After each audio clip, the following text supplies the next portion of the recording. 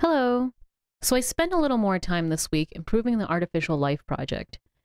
The smallest circles you see here are the individuals. Their lines show how fast and in which direction they are moving.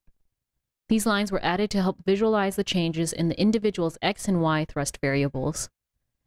The medium-sized circle is the food. The food now moves in a classic bouncing ball style. When food is spawned, it is assigned a random RGB color value along with its random X and Y starting position. The individuals not only have to be very close to the food's position, but also very close to the food's color in order to unlock it. When an individual unlocks some food, it is allowed to replace the current worst scoring individual with a mutated copy of itself. The larger circle follows whichever individual currently has the worst score. In our first test, individuals were not scored and replications replaced random individuals. With the recent changes, you will notice that bad mutations and replicants are almost immediately replaced.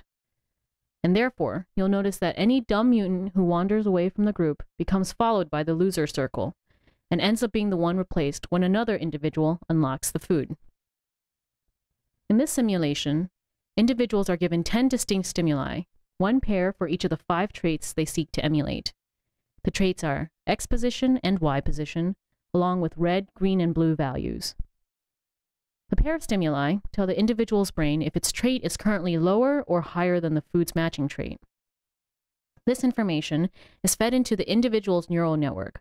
The network then fires impulses out to its action centers.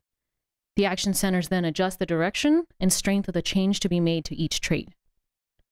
For example, the individual's brain senses that its color has less red than the food does, so it acts by increasing its red modifier from 0 to 1.